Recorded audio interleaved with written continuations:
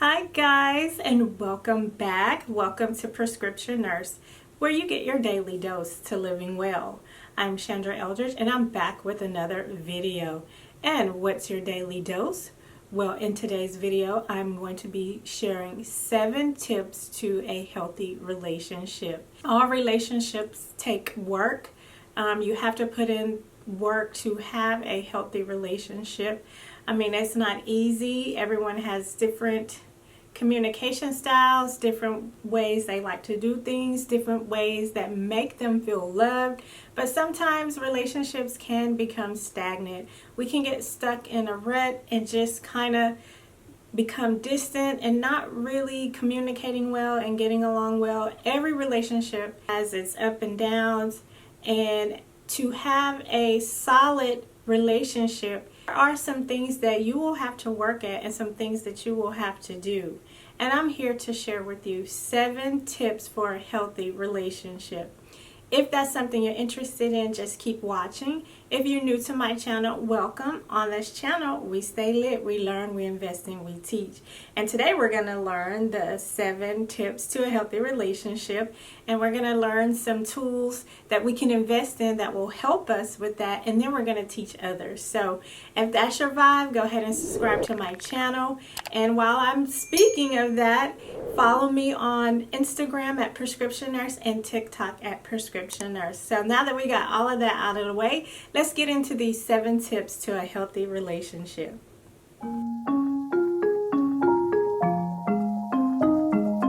Okay, so the first thing I'm going to talk about is being flexible and agreeable. It is so important to be flexible and to adapt to changes in a relationship because changes are inevitable. Each one of you in the relationship will go through different changes at different cycles and at different ages. So everything is not a fight. You really do have to choose your battles. And some things are just not worth fighting over and having a bad day over with your significant other or your spouse or that special someone in your life. So you don't have to win every fight, every argument, every battle. You know, we can become so concerned about being right. And it's really not about being right or wrong. It's about choosing peace and having peace in your relationship and about allowing your partner to be vulnerable and to express themselves without the other person getting upset. I know sometimes I can get upset with my fiance whenever he says something that I particularly don't like, or it just rubs me the wrong way for whatever reason.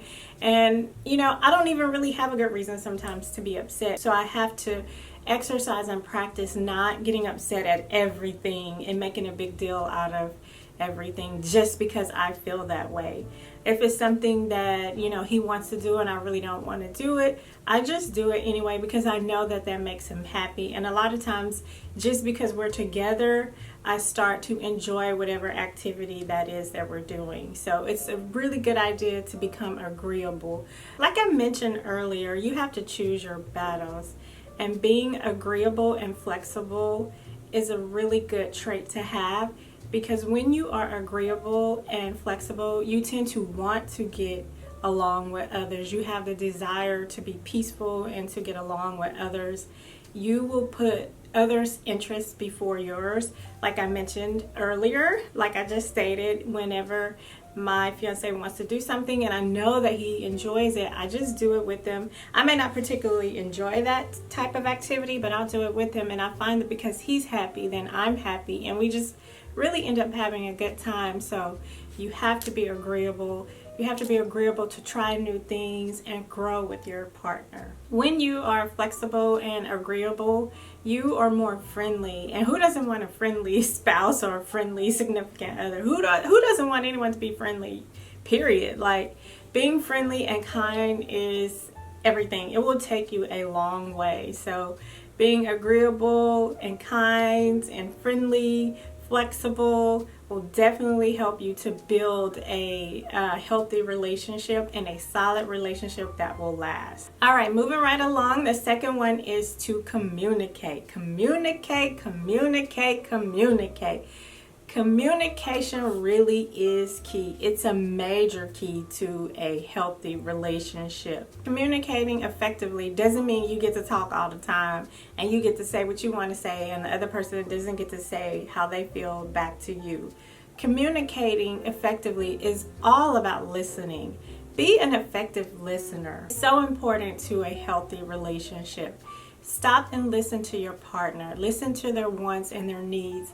And listen to understand versus trying to respond or just automatically assuming you already know what the other person wants. It's important to listen to them so that you're able to meet their needs. It's not all about you. It's about how are you going to meet the core needs of the person that you love. It's really about meeting that deep inner core need that has been expressed to you. You got to get down to the core. That's a significant other or spouse. If they have a core need for compliments and affirmation, give that to them. Affirm what they're doing great. Tell them that they look good. Tell them that they're doing a good job. Communicating effectively also means clarifying and setting clear boundaries and goals in the relationship. If someone's not clear on the direction that you're going in the relationship, it's not going to be healthy. It's definitely not going to last. You have to be clear, concise, and honest in your communication if you want your relationship to be healthy and solid. Learning how to communicate effectively is an art, and there's lots of books out there on how to communicate effectively. There's different books on languages of love, and I recommend that you find one that resonates with you and read that and try to apply that in your relationship. And I guarantee you, you will see things change. And they will change for the better. So this next tip I really do like, and that is to celebrate your differences. Now, me and my fiance, we are the same sign. So we have a lot of the same traits. Personality is a lot alike. We do like a lot of the same things, but we are different as well. As much as we are alike, we are very different.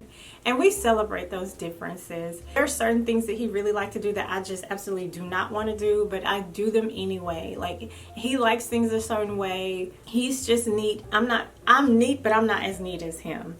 Let me just tell the truth. He's very neat and organized. He loves details. I'm just the kind of person, I don't want any details. I just want you to do what I asked you to do. If I'm asking you to hang a picture, just hang that picture. Like, he will go and get all these tools and do all these things to hang this picture just perfect. Me, on the other hand, I literally get a push pin, eyeball it, put the push pin in the wall and hang the picture, and it looks just great. And he gets so aggravated by that. But celebrate your differences. It's so important to recognize that you are different and it's okay to be different and that you can celebrate those differences. Don't make the differences tear you apart. Include those differences as a part of your relationship and turn it into something positive. And not to be cliche-ish, you know, they say opposites attract. So those differences probably are what attracted you to that person in the first place. So celebrate those differences. Appreciating differences also maintains a sense of excitement and variety in the relationship. If you were just the same in everything exactly, it would probably be pretty boring. So celebrate those differences. Make it a part of your relationship. Understand that it's okay to be different, but it doesn't have to be a negative. So the next thing is define your intimacy. Now, intimacy means a lot to different people. When you're in a relationship, you need to be clear on what intimacy means to you. And intimacy is not always physical. It's not always about sex. It's about connecting with your partner outside of the bedroom. It's about sitting on the couch, snuggling, watching your favorite movie together. It's about that soft kiss on the back of your neck when you're just chilling and hanging out or cooking. It's about you grabbing his hand. It's about holding hands when you're driving. It's the little things that add up to that great big moment of intimacy, and that's the physical part in the bedroom. Intimacy should go on all day between you and your partner. Now with texting, you can text a nice, message, a little sweet message. You can send a picture of yourself. I mean, keep it classy. But there's so many things that you can do to build intimacy in the relationship. I know for me and my fiance, at nighttime when we go to bed, we talk and talk and talk, and he's just like, shut up, I gotta go to sleep. And then he's like, but I like talking to you. And we usually hold hands until we fall asleep, and that's just something that we do, and that's a part of our intimacy.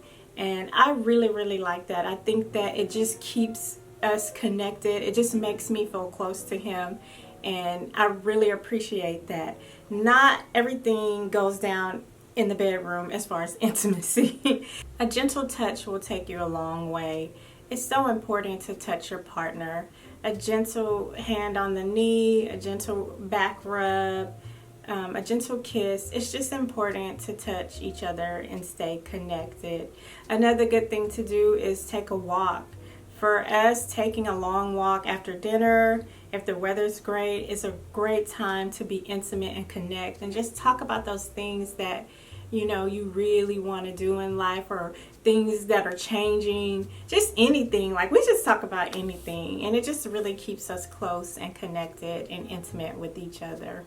So intimacy is not all about being in the bedroom. It's about the small things that add up each day that keeps you connected, keeps you engaged with one another, and keeps that relationship solid and keeps the love strong. The next tip I find very interesting, and it's polarity, meaning the opposite energies, masculine energy and feminine energy.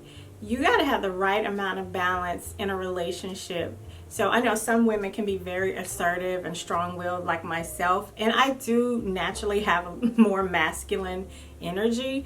I grew up in a house full of boys. I have a bunch of brothers, and I was the only girl. I have more masculine energy, but you got to find that balance. So that polarity is the opposite energy between both sexes, meaning masculine energy and feminine energy. And I naturally have a lot of masculine energy, so I have to work to balance that energy out. I'm very assertive, strong-willed, strong opinionated, all of those things. So it is really a balance that you have to maintain to have a healthy relationship. Masculine energy is all about commitment, providing security and certainty in a relationship. Masculine energy provides the purpose in the relationship. It's the head of the relationship. Feminine energy is more about spontaneity, being vulnerable, provocative play, just having that soft side of the relationship, fun, flirty. That feminine energy is so important to bring that balance into the relationship. And ladies, it's so important to tap into your feminine energy, because when you have too much of the same energy, it just cancels everything out, and it makes it hard for the masculine or the male energy to be vulnerable and open up, because it's not their nature. But if you're more vulnerable, then they feel safe to open up and be vulnerable. And ladies, it's so important to keep that feminine energy so that you draw in your partner and you draw that masculine energy. You attract that masculine energy to your feminine energy, and it creates just a perfect environment for a solid, healthy relationship. I know that I have to work on it because I naturally have a lot of masculine energy. I was single for a very long time, so I was used to doing everything myself, and so whenever I did get into a relationship, it was hard for me to let go of a lot of that masculine energy, because I was just so used to taking care of everything and being the provider for myself and just doing everything. So it was really an adjustment for me, but I've learned how to just let go and just be feminine, be my fun, flirty, playful self, and it has done wonders for our relationship. I mean, we always had a lot of fun together, but when I just let go of all that masculine energy, I just saw a different side of him, and it's a good side. And ladies, if you kind of in a situation like me where you just was doing everything on your own, career and just a single lady, and you find someone, remember what I'm saying. Let go of that masculine energy and be soft and let that man take care of you. So the next one is shift your focus. And what I mean by that is, when you get into a relationship, you have to be clear about the outcome of the relationship and what you want out of the relationship. So you have to clearly express to the other person what you want and set boundaries, set expectations. And again, you have to be clear. And the first thing you want to do is you want to make sure you always fight fair. Don't hit below the belt. I know sometimes whenever we get upset, there's no filter and we just go at it. I mean, it is like World War III up in here. We're both the same sign. We got a lot of the same traits. So, you know, we rarely get into it. But when we do, let me tell you, it is on. So we've learned to not go there with each other and fight fair. Another important thing to do when you shift your focus is to cool down before you have a conversation if you're upset. If you are upset and you try to resolve an issue, it's just never a good idea. It doesn't work. Always cool down first. You just end up arguing more and not listening to one another.